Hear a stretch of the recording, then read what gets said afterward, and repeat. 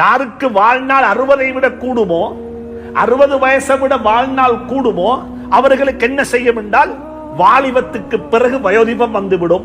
அதாவது பலமான காலத்துக்கு பிறகு பலகீனமான காலம் வந்துவிடும். சுப்ஹானல்லாஹ். பள்ளிக்கு வாரத்துக்கு இன்னமொத்தல் உதவி தேவைப்படும். சாப்பாட்டு அள்ளி வாயில போட இன்னமொத்தல் உதவி தேவைப்படும். ஒரு டிசிஷன் மேக் பண்ண இன்னமொத்தலுடைய சப்போர்ட் தேவைப்படும். அப்படிப்பட்ட ஒரு காலம் எனக்கு உங்களுக்கும் வரத்தான் இருக்கிறது. அதை விட்டும் அவாய்ட், அதை விட்டு எனக்கு வரமாட்டாது என்று யாருக்குமே சொல்ல முடியாது. எங்கட சின்ன பிள்ளை கிளைக்கு சின்ன பிள்ளைத்தனம் இருப்பது போல வயசு வந்துட்டா சின்ன பிள்ளைத்தனமும் திரும்பி வந்துவிடும். அப்ப என்ன செய்யணும்? சின்ன பிள்ளைகளுடைய தவறுகளை கண்டாலும் காணாம இருப்பது போல, அவர்கள் என்னதான் செய்தாலும் செல்லமே என்று அரவணைப்பது போல, அவர்கள் என்னதான் குத்தம் செய்தாலும் தவறு செய்தாலும் அவர்களுக்கு மன்னிப்பு கொடுப்பது போல, வீட்டில, சமூகத்தில, பள்ளிவாசலுடைய வளாகத்தில இருக்கக்கூடிய வயோதிபர்கள் ஏதாவது ஒன்றை செய்து விட்டால், அவர்களால் ஏதாவது ஒன்று நடந்து விட்டால் நாங்கள் என்ன செய்ய வேண்டும்? அவர்களை இரக்கமாக நடத்தாட்ட வேண்டும். வலா தன்ஹர்ஹுமா, குர்ஆன் மிக தெளிவாக சொல்லித் தருகிறது.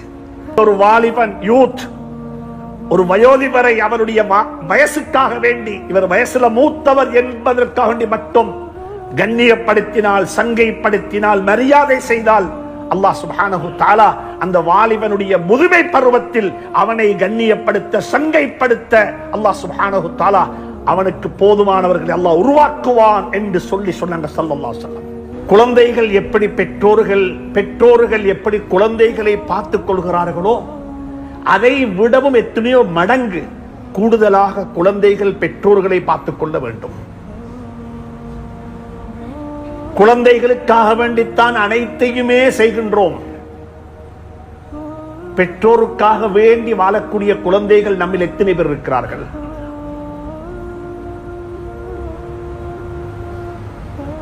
குழந்தைகளுக்காக வேண்டித்தான் நாம் அனைத்தையும் செய்கின்றோம்.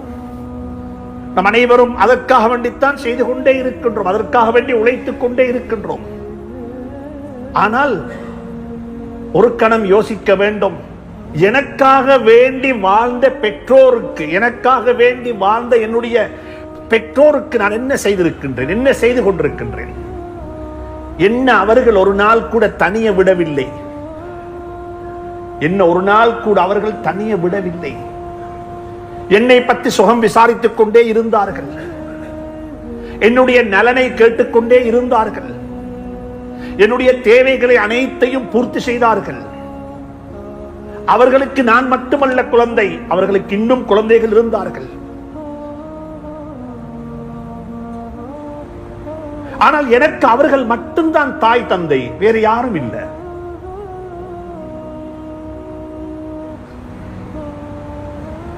அவர்களுக்கு என்னை தவிர இன்னும் எத்தனையோ குழந்தைகள் வீட்டுக்குள்ளே இருந்தார்கள். ஆனால் எங்களுக்கு, எனக்கு அவர்களை தவிர வேறு யாரும் பெற்றோர்களாக இல்லை. அன்புக்குரிய நண்பர்களே, சகோதரர்களே, இந்த காலம் ஒரு நாலேஜ் பேஸ்ட் சமூகமாக இருந்தாலும், இந்த காலத்தில் வாழக்கூடிய சமூகம் ஒரு நாலேஜ் பேஸ்ட் சமூகமாக இருந்தாலும், வேல்யூஸ் எங்க போய்விட்டது என்பது ஒரு கேள்விக்குறியாக இருக்கிறது. இந்த வேல்யூ பேஸ்ட் சமூகமாக நாங்க எப்ப மாறப்போறோம்? நாங்க எப்ப மாறப்போறோம்? எங்கள்கிட்ட எப்ப டிசிப்ளின் வரப்போகுது?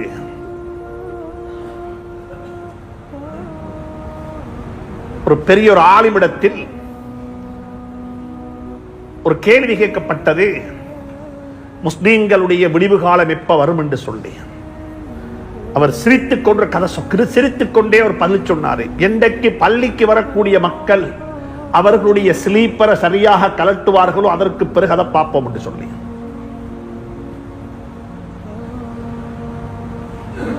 ஒரு பள்ளி வாசலுக்கு வரக்கூடியவர்களுடைய ஸ்லீப்பர்ஸ், அவர்கள் அணிந்து வரக்கூடிய பாதணிகள் எப்படி கலட்டப்படுகிறது, அதிலிருந்து எங்களுடைய ஆட்டிடியூட், எங்களுடைய பழக்க வழக்கம், எங்களுடைய குணங்கள், எங்களுடைய டிசிப்ளின் அங்கிருந்து வெளியாகிறது.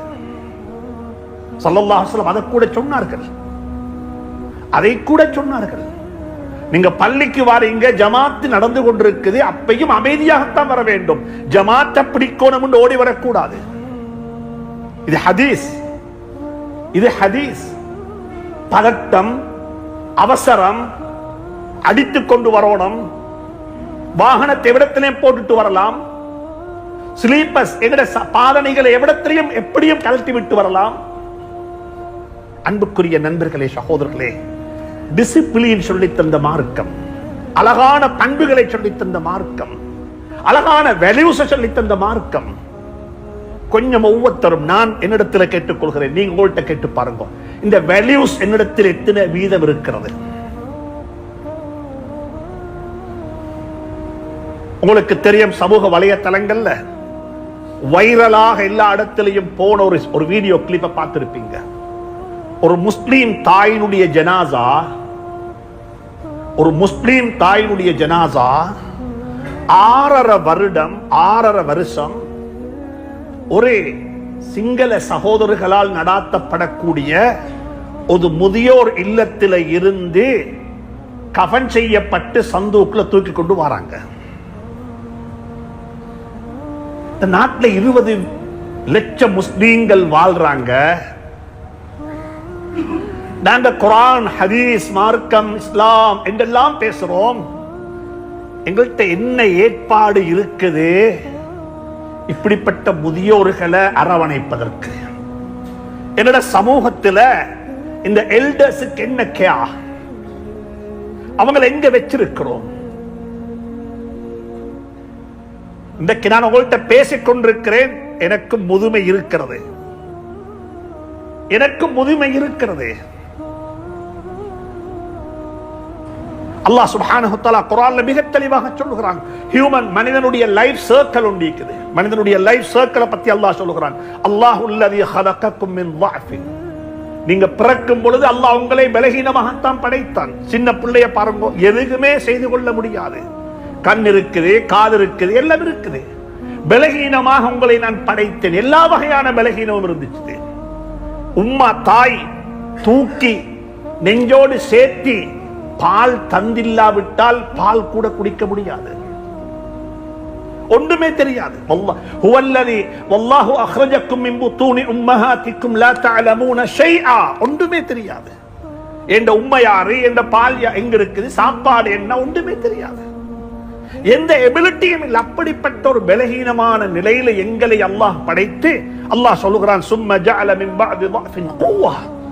அதுக்கு பிறகுதான் நீங்க இன்றைக்கு உங்களை விட்ட ஆள் இல்ல, எனக்கு இவ்வளவு செய்யலாம், என்ற பலம் இவ்வளவு, எனக்கு இத்தனை அளவுக்கு சுப்ஹானல்லாஹ் பிசிக்கல் ஃபிட்னஸ் இப்படி, என்ற மென்டல் ஃபிட்னஸ் இப்படி என்றெல்லாம் எங்களை நாங்க பேசிக் கொள்கின்றோம், எங்களை நாங்க புகழ்ந்து கொள்கின்றோம். என்ற வெல்த்தை பத்தி பேசுகின்றேன். பிறக்கக்குள்ள ஒன்றுமே இருக்க இல்ல, பிறக்கக்குள்ள எம்டியாத்தான் பிறந்தோம், வெறும் கையோட பிறந்தோம், ஒன்றுமே இருக்கல்ல, உடுக்கிறதுக்கு உடுப்பு கூட இருக்கல்ல,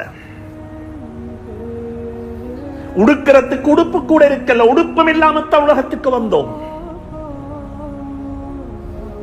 அதுக்கு பிறகு ஏதோ எல்லாம் இருக்குது என்று சொல்லி பெருமைப்பட்டுக் கொள்கின்றோம். சும்ம ஜஅல மின் பஅதி ضعஃபின் குவ்வா. அது மென்டல் ஹெல்த்தாக இருக்கலாம், பிசிக்கல் ஹெல்த்தாக இருக்கலாம், ஃபிட்னஸாக இருக்கலாம், அது எதாக இருந்தாலும் சரி. அதுக்கு பிறகு அல்லாஹ் சொல்றான், அதுக்கு பிறகு நடக்கும், சும்ம ஜஅல மின் பஅதி குவ்வத்தின் ضعஃபன் வ ஷைபா. அதுக்கு பிறகு ஒரு முதுமை பருவம் வரும். நீங்க கஷ்டப்பட்டு சம்பாதிச்ச பணம், ஆனா உங்களுக்கு அதை மேனேஜ் பண்ண சக்தி இருக்காது. அது உங்களை இன்னமொத்தர் மேனேஜ் பண்ணுவாரு, கொடுக்க மாட்டாங்க. உங்களுக்கு எல்லாத்திலும் பலகீனம், உங்களுக்கு திங்கிங் பவர் இல்ல, டிசிஷன் மேக்கிங் பவர் இல்ல, உங்களுடைய ஃபிட்னஸ் முடிஞ்சு, உங்களுடைய மென்டல் ஹெல்த் இஸ் வீக். இது அல்லாஹ் குர்ஆன்ல சொல்றான். இதுதான் லைஃப் சர்க்கிள். وَمَنْ نُعَمِّرْهُ نُنَكِّسْهُ فِي الْخَلْقِ. யாருக்கு வாழ்நாள் 60 விட கூடுமோ, 60 வயசை விட வாழ்நாள் கூடுமோ, அவர்களுக்கு என்ன செய்யும் என்றால் வாலிபத்துக்கு பிறகு வயோதிபம் வந்துவிடும். அதற்கு பலகீனமான, அதாவது பலமான காலத்துக்கு பிறகு பலகீனமான காலம் வந்துவிடும். சுப்ஹானல்லாஹ். பள்ளிக்கு வாரத்துக்கு இன்னமொத்தல் உதவி தேவைப்படும், சாப்பாட்டு அள்ளி வாயில போட இன்னமொத்தல் உதவி தேவைப்படும், ஒரு டிசிஷன் மேக் பண்ண இன்னமொத்தலுடைய சப்போர்ட் தேவைப்படும். அப்படிப்பட்ட ஒரு காலம் எனக்கு உங்களுக்கும் வரத்தான் இருக்கிறது. அதை விட்டும் அவாய்ட், அதை விட்டும் எனக்கு வரமாட்டாது என்று யாருக்குமே சொல்ல முடியாது. இப்ப யோசிங்க பார்ப்போம், எங்கட சமூகத்தில் இப்படிப்பட்ட வயோதிபர்களை அரவணைப்பதற்கு என்ன ஏற்பாடு இருக்கிறது? ஒவ்வொரு பள்ளிக்கும் சொல்றேன், ஒவ்வொரு பள்ளி வாசலும் இதை பத்தி யோசிக்க வேண்டும். எல்டர்ஸ் ஹோம பத்தி நான் சொல்ல வர இல்ல, சீனியர் சிட்டிசன்ஸ் ஹவுஸ பத்தி நான் பேச வர இல்ல. நான் என்ன சொல்ல வரேன் என்றால், as a மஹல்லா, ஒரு கம்யூனிட்டி, ஒரு மஸ்ஜித் என்ற அடிப்படையில் எங்கட சரௌண்டிங்ல வாழக்கூடிய எத்தனை பேர் இருக்கிறாங்க லோனின தனிமையில வாழக்கூடியவங்க, தனிமையில வாழக்கூடியவங்க. பிள்ளைகள் யாரும் இல்ல, பிள்ளை யாரும் இல்லைன்னா ரெண்டு ஜாதி மக்கள் இருக்கிறாங்க. ஒரு கூட்டம் இருக்கிறாங்க, புள்ள கிடைச்சிச்சு, புள்ள பிறந்துச்சு, பிள்ளைகளை படிக்க வச்சாங்க, பிள்ளைகள் நல்ல மக்களாக மாறிவிட்டார்கள். ஆனா அவங்க யாரும் பாப்ப உம்மவோட இல்ல, அவங்க எல்லாரும் வேற உலகத்தில் வாழ்ந்து கொண்டிருக்கிறாங்க. அல்லாஹ் அந்த கூட்டத்தை விட்டு நம் அனைவரையும் பாதுகாப்பானாக, நம் அனைவரையும் பாதுகாப்பானாக. நான் சமூகத்தோட வாழ்ந்து கொண்டு சொல்லுகின்றேன்,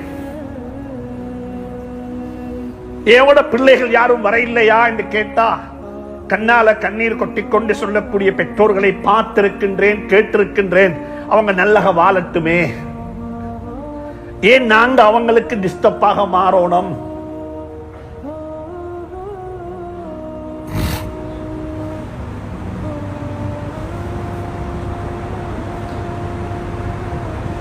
அப்படிப்பட்ட சந்தர்ப்பத்திலையும் பிள்ளைகளுக்காக வேண்டி நலவு நாடக்கூடிய பெற்றோர்கள் எங்களுக்கு மத்தியில் வாழுகிறார்கள்.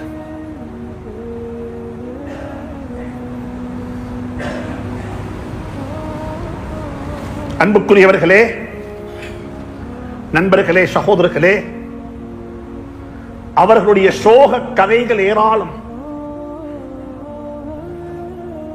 ஒரு சமூகத்துக்கு அல்லாஹ் குழந்தை பாக்கியத்தை கொடுத்தான், ஆனால் அந்த குழந்தைகள் பெற்றோர்களை விட்டு விட்டார்கள். அவர்களுக்கு இருக்கிற மார்க்கம், அவர்களுக்கு இருக்கிற சட்டம், அவர்களுக்கு இருக்கிற கட்டளை, அவர்களுக்கு இருக்கிற வேதனை வேற என்பதை குர்ஆன் பேசி இருக்கிறார். அதை பத்தி நான் சொல்ல வரல இன்னைக்கு. இன்னும் ஒன்று இருக்குது, முதியோர்கள் அவர்களுக்கு திருமணம் முடிப்பதற்கு சந்தர்ப்பமே கிடைக்கவே இல்லை. அவர்களுக்கு திருமணம் முடிப்பதற்கு சந்தர்ப்பம் கிடைக்க இல்லை. திருமணம் முடிக்க இல்லைன்னா தனிச்சிட்டாங்க. இன்னும் ஒரு சாரர் இருக்கிறாங்க, திருமணத்தை முடித்தார்கள், நிக்காக செய்தார்கள், குழந்தை பாக்கியம் கிடைக்க இல்லை. நான் கேட்கிறேன், இப்படிப்பட்ட ஆதரவற்ற முதியோர்களுக்கு யார் பொறுப்பு? இப்படிப்பட்ட முதியோர்களுக்கு யார் பொறுப்பு? என்னுடைய சமூகத்தில் இஸ்லாம் நல்ல மார்க்கம், இஸ்லாமியர்கள் நல்லவர்கள் என்று இஸ்லாத்தை நம்பி குடும்பத்தை பகைத்துக் கொண்டு, குடும்பத்தை விட்டுவிட்டு, தொழிலை விட்டுவிட்டு இஸ்லாத்தில் வந்து சேர்ந்து கொள்றாங்க. அவங்களுக்கு தனிமை ஏற்படுகிறது, அவங்களுக்கு தனிமை ஏற்படுகிறது. அவர்களை அரவணைக்கிறதுக்கு, அவர்களை பார்க்கிறதுக்கு, அவர்களை சேர்க்கிறதுக்கு என்னுடைய சமூகத்தில் ஏதாவது ஏற்பாடு இருக்கிறதா? நான் அன்பாக சொல்லுகின்றேன், மஸ்ஜிது நபவியை நாங்க பின்பற்றுகின்றோம் என்றிருந்தால் ஒவ்வொரு பள்ளியிலையும் ஒரு சுஃபா இருக்க வேண்டும். அஸ்ஹாபு சுஃபாக்கள் மாதிரி. அஸ்ஹாபு சுஃபா என்று சொன்னா அவங்க நீங்க நினைச்சவானம் அவங்க எல்லாரும் ஹதீஸுடைய கலையுடைய சஹாபாக்கள் என்று சொல்லி அவங்க யார் என்ற ஆதரவற்றவர்கள். அவங்களுக்கு குடும்பம் இருக்க இல்லை, அவங்களுக்கு குடும்பம் இல்லை, அவங்களோட ஃபேமிலியை விட்டுட்டு வந்துட்டாங்க, அவங்களை அரவணைக்க யாருமே இல்லை. பள்ளி அரவணைக்க வேண்டும், பள்ளி அரவணைக்க வேண்டும். பள்ளி வாயிலுடைய நிர்வாகத்துக்கு சொல்கிறேன், உங்கள்ட்ட இருக்கிற மிஸ்டேக்ஸ். எங்கட ஊர்ல இத்தனை பேர் இருக்கிறாங்க, எங்கட ஊர்ல இத்தனை பேர் இருக்கிறாங்க, ஆதரவற்றவர்கள், முதியோர்கள். அவர்களை மக்ரிபுக்கு பள்ளிக்கு கூட்டிக் கொண்டு வந்து அவர்களுக்கு சாப்பாடு கொடுத்து இஷாவுடைய தொழுகையை தொழுதற்கு பிறகு அவர்களுக்கு தேவையான அரவணைப்பை செய்து அவர்களை வீடுகளுக்கு அனுப்பி வைப்பது, வீடுகளிலே கொண்டு போய் விட்டு விட்டு வருவது சமூகத்துடைய பொறுப்பு என்பதை கவனத்தில் கொள்ளுங்கள். ஏனென்றால் மனிதனுக்கு இருக்கிற ஆகப்பெரிய ஒரு நோய் தான் தனிமை, லானினன்ஸ். இன்றைக்கு எத்தனை பேர் அப்படி வாழ்றாங்க? அவங்கள பார்த்து யாரும் அஸ்ஸலாமு அலைக்கும் என்று சொல்லவும் இல்லை, அவங்க யாருக்கும் அஸ்ஸலாமு அலைக்கும் என்று சொல்றதுக்கு சந்தர்ப்பம் கிடைக்கவும் இல்லை. அப்படிப்பட்ட தனிமையில பெரிய ஒரு கூட்டம் வாழ்ந்து கொண்டிருக்கிறது. ஏனென்றால் இந்த நாட்டில் அந்த பிரச்சனை இன்னும் வேகமாக வரும். ஏனென்றால் பேர்த் வந்துட்டு பிறப்பு வீதம் ரொம்ப குறைவாக இருக்கிறது. முதியோர்கள் பெருகிக் கொண்டு போறாங்க. இது பெரிய ஒரு இஷ்யூ. இந்த இஷ்யூ, இந்த அஸ்ஹாபு சுஃபா என்று சொல்லி திண்ணை தோல சஹாபாக்கள் என்று சொல்லி இருந்தவங்க யார் என்றா வீடு இல்லாதவங்க, குடும்பம் இல்லாதவங்க, ஆதரவற்றவர்கள், தனிமையில வாழக்கூடியவர்கள், இஸ்லாத்தை நம்பி வந்தவர்கள். அவங்களுக்கு போறதுக்கு இடமில்லை. இலங்கை முஸ்லிம்களுடைய கலாச்சாரம் இதுல மிக மோசமான கலாச்சாரம். அப்படிப்பட்டவர்களுக்கு பொன் கொடுக்க மாட்டாங்க, அப்படிப்பட்டவர்களுக்கு திருமணம் செய்து வைக்க மாட்டாங்க, அப்படிப்பட்டவருடைய குடும்பத்துக்கு எங்கட மக்களை கொடுக்க மாட்டார்கள். என்ற இஸ்லாத்துக்கு வந்தவர்கள் புதிய முஸ்லீம்கள் என்று சொல்லுவார்கள். எங்கட கலாச்சாரம் நபியினுடைய காலத்தில் இருந்திருக்கும் என்றிருந்தால் சஹாபாக்களுக்கும் பொன் கிடைத்திருக்க மாட்டாரு, சஹாபாக்களுக்கும் திருமணம் நடந்திருக்க மாட்டாது. ஏன் அவங்களும் இஸ்லாத்துக்கு வந்தவர்கள் தானே. மிக இரக்கமாக சொல்லுகின்றேன், மிக அன்பாக சொல்லுகின்றேன். இது ஒரு சமூக பணி, இது ஒரு சோசியல் ஒர்க். ஒவ்வொரு பள்ளியும் இந்த கணக்கெடுப்பு எடுக்க வேண்டும். எங்களோட ஊர்ல எத்தனை பேர் இருக்கிறாங்க முதியவர்கள், இவங்களுக்கு என்ன செய்ய வேண்டும்? குர்ஆன் ஹதீஸ் மிக தெளிவாக பேசி இருக்கிறது. நான் சில விஷயங்களை மட்டும் சொல்லுகின்றேன். ஹதீஸ்ல வந்திருக்கக்கூடிய சில விஷயங்கள், முதியோர்கள் எப்படி கண்ணியப்படுத்தப்பட வேண்டும். ஹதீஸ்ல வந்திருக்க சொல்றாங்க ஸல்லல்லாஹு அலைஹி வஸல்லம், முதியோர்களை கண்டால் அவர்கள் சலாம் சொல்லுவதற்கு முன்னால் நீங்க தான் சலாம் சொல்ல வேண்டும். சலாத்தை கொண்டு அவர்களை வரவேறுங்கள். யுஸல்லிமு ஸகீரு அலல் கபீர் ஹதீஸ் இது.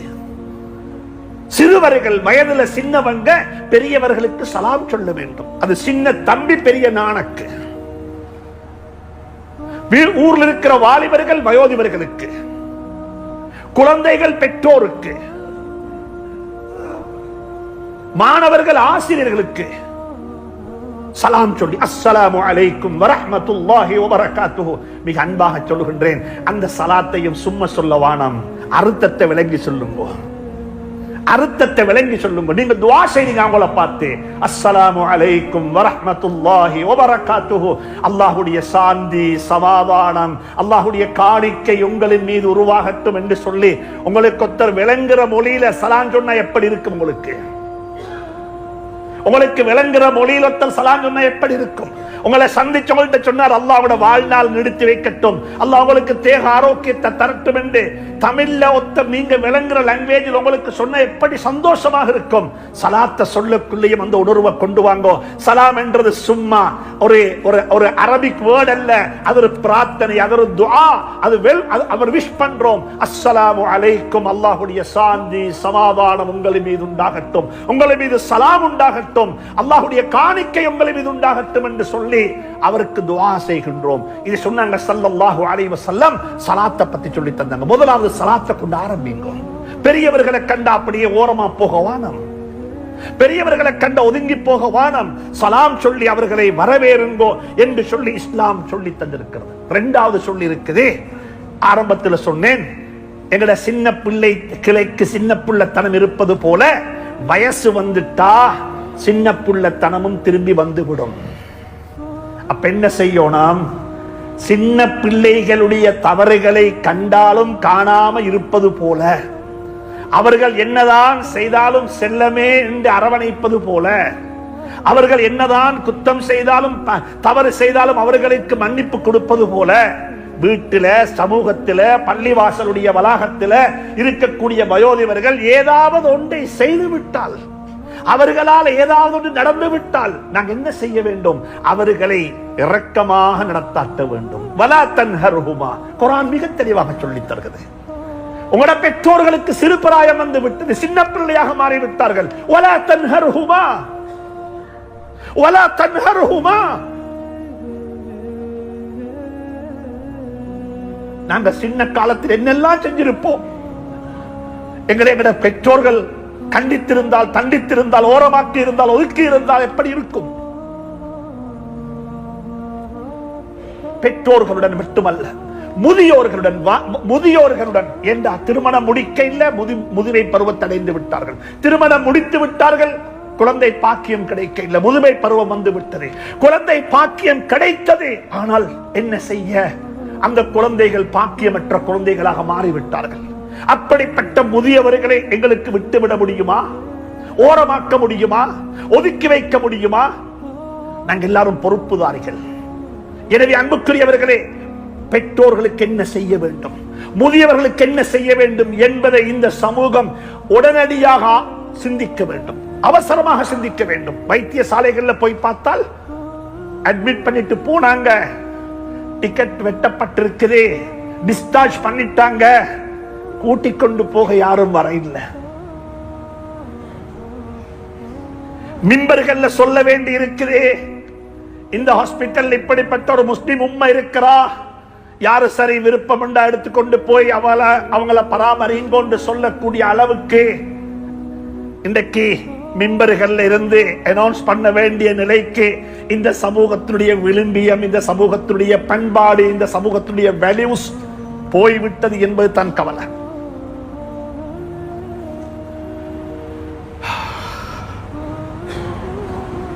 ஸல்லல்லாஹு அலைஹி வஸல்லம் ஒரு சமூகத்தை உருவாக்கினாங்க.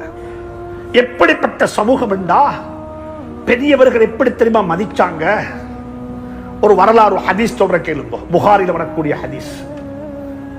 ஸல்லல்லாஹு அலைஹி வஸல்லம் எல்லா சஹாபாக்களையும் வைத்துக் கொண்டு ஒரு கேள்வி கேட்டாங்க. மரங்கள்ல ஒரு மரம் இருக்குது, அந்த மரம் மனிதனை போலன்னு சொன்னாங்க. இன்ன மினல் அஸ்ஜாரி ஸஜரத்தன் மஸலுஹு கமஸலில், அதாவது மரங்கள்ல ஒரு மரம் இருக்கிறது, அந்த மரத்துக்கு உதாரணம், அந்த மரம் யாரை போல என்றா ஒரு மனிதனை போலன்னு சொன்னாங்க. ஃபபக்கா அன்னாசு ஃபில் பாதியா, அங்கிருந்து எல்லா மக்களும் மரங்கள் என்று சொல்லும் பொழுது காட்டில் உள்ள மரங்களை எல்லாம் பத்தி பேசிக்க ஆரம்பிச்சாங்க. அந்த மரம், இந்த மரம், அந்த மரம், இந்த மரம். யாருமே சொல்ல இல்லை, ஒவ்வொருத்தர் ஒவ்வொரு ஜாதி மரத்தை சொன்னாங்க. ஸல்லல்லாஹு அலைஹி வஸல்லம் கடைசியாக சொன்னாங்க, இந்த மரமும் அல்ல, அது ஈச்சப்பழ மரம் என்று சொல்லி ஈச்சப்பழ மரத்தை சுட்டி காட்டினார்கள். ஏனென்றால் அந்த மரத்தினுடைய எதுவுமே வீணாகிறது இல்லை. இலையையும் பாவிக்கலாம், குச்சியையும் பாவிக்கலாம், கம்பையும் பாவிக்கலாம், பழத்தையும் பாவிக்கலாம், அதில் இருக்கிற முத்தாம கொட்டின பழத்தையும் பாவிக்கலாம், எதுவுமே வீணாகிறது இல்லை. அதில் இருக்கக்கூடிய அனைத்தும் பிரயோசனம் தரக்கூடியது. அதனால அந்த மரம், அந்த மனிதனுக்கு, ஒரு முஸ்லிமுக்கு உதாரணம் அந்த ஈச்சப்பழ மரம் என்று சொல்லி ஸல்லல்லாஹு அலைஹி வஸல்லம் சுட்டி காட்டினதுக்கு பிறகு ஹஜ்ரத் அப்துல்லாஹ் இப்னு உமர் ரலியல்லாஹு தஆலா அன்ஹு, ஒரு 14-15 வயது நிரம்பிய வாலிபர் தன் வாப்பாட்ட சொன்னாரு, அது எனக்கு தெரியும் ஈச்சப்பழ மரம் தான் என்று சொல்லி, எனக்கு ஏற்கனவே தெரியும் அதுக்குரிய பதில் இது தான் என்று சொல்லி, ஆனா வயசுல மூத்தவர்கள் இருக்கிற சபையில நான் பதில் சொல்லுவது அவர்களை அவகௌரவப்படுத்தின மாதிரி இருக்குமே என்று ஒரு வேல்யூஸ சொல்லி தந்தாங்க. ஒரு வேல்யூஸ். இதுதான் ஸல்லல்லாஹு அலைஹி வஸல்லம் உருவாக்கின சமூகம். அப்ப உமர் ரலியல்லாஹு தஆலா சொன்னாங்க, மகனை பார்த்து, மகான் நீ அவடத்துல பதில் சொல்லி இருந்தா ஏண்ட மகன் என்ற பெருமை எனக்கு இன்னும் வந்திருக்குமேண்டாங்க. மகன் சொன்னாரு வாப்பாவை பார்த்து, என்னால் உங்களுக்கு பெருமை வருவதை விடவும் என்னால் ஒரு சமூகம் என்ன செய்யப்படக்கூடாது, தாழ்த்தப்படக்கூடாது. இந்த வேலை செங்கின்றைக்கு 2 பேர் வந்தாங்க நபி ஸல்லல்லாஹு அலைஹி வஸல்லம் சபைக்கு. 2 பேர், 2 சஹாபாக்கள், ஒரு சமூகத்தை பத்தி பேசுறதுக்கு, ஒரு கம்யூனிட்டி இஷ்யூவை பத்தி பேசுறதுக்கு வந்தத்துல சின்ன சஹாபி பேச ஆரம்பிச்சிட்டாரு, சின்னவர் பேச ஆரம்பிச்சிட்டாரு. ஸல்லல்லாஹு அலைஹி வஸல்லம் அவரை நிறுத்தினார். நில்லு, கப்பிர் கப்பிர், பெரியால பேச விடு, பெரியால பேச விடு, சின்ன புள்ள பேசவான கொஞ்சம் அமைதியாக இருந்து கேளுங்க பெரியாக்கள் பேசுறத. எங்கட மார்க்கம் எங்களுக்கு சொல்லி தந்த வேல்யூஸ் இதுதான். கப்பிர் கப்பிர், பெரியவர்களை பேச வைங்க. அவர் பேசட்டுமே, நீ பிரசன்ட் பண்ணுகின்றாய். அன்புக்குரிய நண்பர்களே, சகோதரர்களே, இப்படி ஏராளமான வேல்யூஸ் சொல்லி தந்த இஸ்லாம் முதியோர்களை பத்தி, வயோதிகர்களை பத்தி நாங்க ரொம்ப கவனமாக யோசிக்க வேண்டும். இந்த வேல்யூஸ மேற்கத்திய உலகத்தில் வைத்து பார்த்தா சீனியர் சிட்டிசன்ஸ் என்று சொல்லி அவர்களுக்கு வச்சிருக்கிற ஃபெசிலிட்டிஸ், அவர்களுக்கு வச்சிருக்கிற எல்லாம் நல்ல, ஆனா அவர்களுடைய தனிமையை யாராலையும் போக்க இயலாது. அவர்களுடைய தனிமையை போக்குறதுக்கு எந்த வழியும் இல்லை. ஒவ்வொரு நாட்டில் இருக்கக்கூடிய ஸ்டாட்டிக்ஸ் லானினன்ஸ், தனிமையில வாழக்கூடிய முதியோர்கள் என்று சொல்லி லட்சக்கணக்கான மக்களுடைய நம்பர்ஸ் இருக்குது. லட்சக்கணக்கான மக்கள் முதியோர் இல்லங்கள்ல, கேம்புகள்ல, சீனியர் சிட்டிசன்ஸ் ஹோம்ல தனிமையில வாழ்றாங்க. அன்பாக சொல்றேன் வாலிபர்களே, அன்பாக சொல்றேன் வாலிபர்களே, பெற்றோர்களை அப்படி அனுப்பி வைத்து விட வேண்டாம். அப்படி அனுப்பி வைத்து விட வேண்டாம். நீங்க அனுப்பினா, நான் சொல்ல இல்ல, ஸல்லல்லாஹு அலைஹி வஸல்லம் சொல்றாங்க, நீங்க அனுப்பினதே ஒரு உம்மவ வாப்பவத்தான். ஆனா உங்களை உங்களோட எல்லா பிள்ளைகளும் சேர்ந்து அனுப்பி வைப்பாங்க.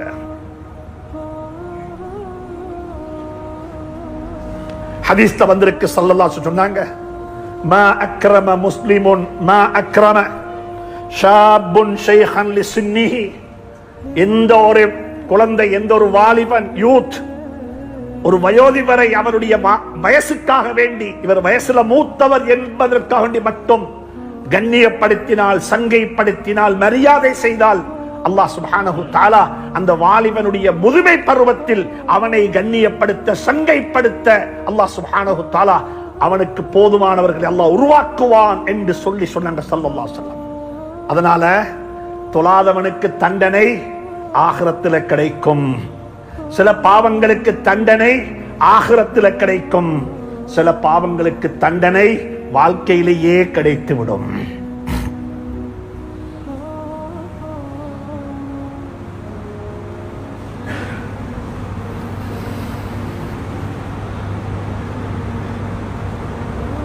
சொன்னாங்க, ஹதீஸ்கள்ல வந்திருக்கு. இமாம் ஷாஃபி ரஹ்மத்துல்லாஹி அலைஹி சொன்னாங்க, அதுல ஒரு பாவம் ஜினா. இதா ஸனைத பிகௌமின் பிஅல்ஃபை திர்ஹமின். நீங்க ஒரு ஒரு கூட்டத்துல பணம் கொடுத்து 2000 ரூபாய் பணம் கொடுத்து நீங்க ஜினா செய்வீங்க என்றிருந்தால், உங்களோட குடும்பத்துக்கு 25 ரூபாய் பணத்தை கொடுத்துட்டு ஜினா செய்ய ஒத்த வந்துடுவான், மறந்துடாதே சொன்னாங்க. சில பாவம் இன்றைக்கு செஞ்சா நாளைக்கு ரிசல்ட் கிடைக்கும். தாய்மாருக்கு சொல்லுகின்றேன், உங்களுக்கு ஒரு மாமி, ஆனா நீங்க பல பேருக்கு மாமியாக ஆக போறீங்க, மறந்து விட வேண்டாம். நீங்க ஒரு மாமியத்தான் உங்களுக்கு துன்புறுத்தேலும், ஆனா உங்களுக்கு வர இருக்கிற எல்லா மருமக்களும் சேர்ந்து உங்களை துன்புறுத்துவாங்க. அது இன்றைக்கு கண்ணால பார்த்து கொண்டிருக்கின்றோம். என் வாப்ப உம்மவை நான் அவமானப்படுத்தினா எல்லா பிள்ளைகளும் சேர்ந்து அவமானப்படுத்துவாங்க. மனிதனுக்கு செய்ய வேண்டிய கடமைகள்ல பால்படுத்தும் பொழுது அதுக்கு கிடைக்கிற சென்டென்ஸ் இந்த உலகத்திலே கிடைச்சிவிடும். அல்லாஹ் சுப்ஹானஹு தஆலா அந்த நிலைமையை விட்டு பாதுகாப்பானாக. மிக அன்பாக சொல்லுகின்றேன், மிக இரக்கமாக சொல்லுகின்றேன், சமூகம் கொஞ்சம் திங்க் பண்ண வேண்டும், சிந்திக்க வேண்டும். ஒவ்வொரு பள்ளியும் யோசிக்க வேண்டும். ஒரு அஸ்ஹாபு சுஃபா, எங்கட ஊர்ல எங்கட பள்ளியில ஒரு சுஃபா இருக்குது, ஆதரவற்ற மக்களை அரவணைப்பதற்கு. அது முதியோராக இருக்கலாம், இஸ்லாத்துக்கு வந்தவர்களாக இருக்கலாம், இஸ்லாத்தை படிக்க வந்த மக்களாக இருக்கலாம், மாற்று மதத்தை சார்ந்த மக்களாக இருக்கலாம். முதியவர்கள் அவர்களுக்கான ஒரே ஒதுங்கும் தளம் அது. அதில் எல்லாத்தையும் சொல்லிக் கொடுப்போம், மார்க்கத்தையும் சொல்லிக் கொடுப்போம், எங்களோட ஹாஸ்பிட்டாலிட்டியை காட்டுவோம், எங்களோட பண்பாட்டை காட்டுவோம், எங்களோட அரவணைப்பை காட்டுவோம். சுப்ஹானல்லாஹ், அல்லாஹ் சுப்ஹானஹு தஆலா அப்படிப்பட்ட ஒரு சமூகமாக இந்த சமூகத்தை ஆக்கி வைப்பானாக. நம் அனைவருடைய முதுமை பருவத்தையும் நல்லதாக்கி வைப்பானாக. யா அல்லாஹ், கேவலமான வாழ்க்கையை விட்டு பாதுகாத்துடுவாயா, கேவலமான முடிவை விட்டு பாதுகாத்துடுவாயா. எங்களுடைய குழந்தைகளுக்கு ஈமானையும் அகலாக்கையும் பண்பாட்டையும் சொல்லிக் கொடுப்பாயாக. எங்களுடைய வாலிபர்களை நெறிப்படுத்துவாயாக. பெற்றோர்களை பாதுகாத்தருள்வாயாக. முதியவர்களுக்கு ஆயுளை நீடித்து வைப்பாயாக. சரீர சுகத்தை நசீபாக்குவாயாக. அவருடைய வாழ்க்கையில பரக்கத்து செய்வாயாக.